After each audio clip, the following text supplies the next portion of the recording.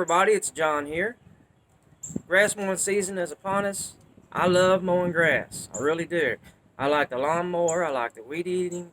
I like blowing, hedge trimming. I love all that stuff. It's a lot of fun to me on my own yard.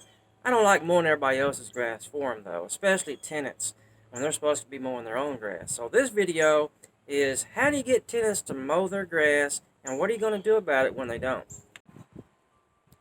Okay, the first step in getting the tenant to mow their grass, as in anything, it's tenant selection. It starts with a good tenant. So when you're renting a house, you need to, if you have a lawn mowing in mind, you have to make sure you're renting to someone that you think is going to be able to handle that house. For example, if you have a house that has an acre's worth of lawn mowing to do, don't rent the house to a 20-year-old girl or a 20-year-old boy for that matter, but they're not going to mow the grass. Trust me. You're going to be finding it all summer long.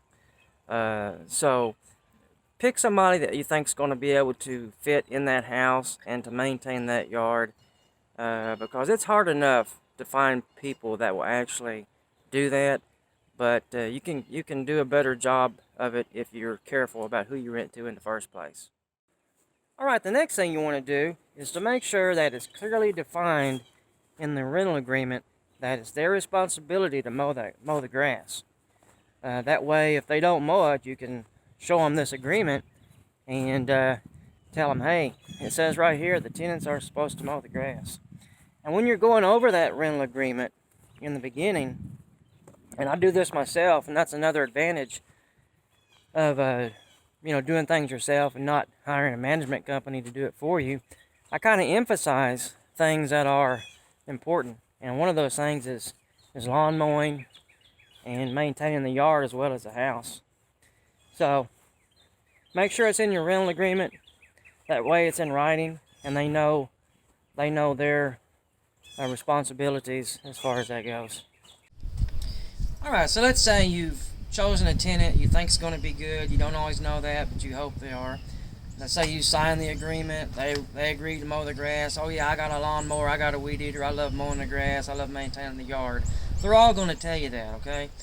But let's see when it gets to be summertime what really happens. So let's say it's summertime, you drive by the house a month after you rented the house to them, and the grass has still not been mowed. It's a foot tall. What are you going to do? Are you going to get mad? Probably. I know I get a little upset when I drive by and see something like that. So the first step that I do is I knock on the door and remind them in a friendly way, hey, could you guys get the grass mowed? It's important, you guys agreed to do this. If you don't have a lawnmower, you need to get one, etc., etc. So that's my first step. Now, if you do that and it still doesn't get mowed, if you're still driving by a week later and it still hasn't been mowed, then you have to think about taking things into your own hands. You can do one of two things. You can mow it yourself, or you can hire somebody to mow it and charge them. Now, if I mowed it myself, sometimes I charge them, sometimes I don't. It depends on the person. Sometimes people will get the hint and start doing it themselves. Other times, people will say, oh, the landlord's going to do it. I'm just not going to do it, because they'll eventually end up doing it. So it depends on the person, depends on the tenant. You kind of have to know the person a little bit. So you can do those two things. If I hire somebody to mow it, then I'm going to be charging that tenant for that. I'm not going to be paying for it. Sometimes if I do it myself, I won't charge them if it's just one time, but I'm not going to be doing it all year long. And that's what you have to think about. Don't get into a situation where they think you're going to be doing it for them, unless that's in the agreement to begin with, which in mine it's not. I always have them be responsible for the yard. You can charge a little more, I guess, and say lawn care is provided. Just depends on what you want to do, but I would really make sure that the tenant does it themselves, because if you have 20 houses, 25, 30 houses, you can't be mowing everybody's grass for them. You don't have time.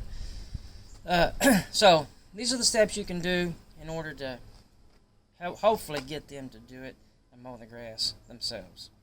Hey, let's say you've done all these steps and you've asked them to mow the grass and they're still not doing it. You have to decide, is this worth evicting them over? that's kind of up to you. Well, it is up to you, matter of fact, but you have to decide if it's going to be worth the eviction. And I would say my recommendation would be if you're doing all these things and they're still not doing what you ask them to do, then go ahead and give them a 30 days notice. And what will happen is they'll either get mad and move, or they'll start mowing the grass. That's been my experience. So you win either way. So go ahead and give them an eviction notice after you've talked to them several times. And trust me, there's always somebody out there that's better, that will mow the grass and respect the rules. And you don't have to put up with people not doing what you ask them to do. Simple things like mow the grass. So those are my advice. Those are my tips. Hopefully it helps you a little bit.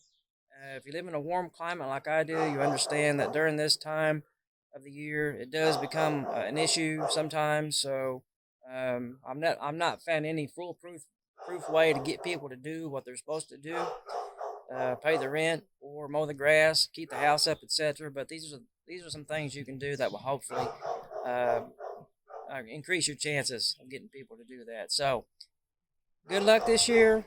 Happy mowing, and I'll see you on the next one.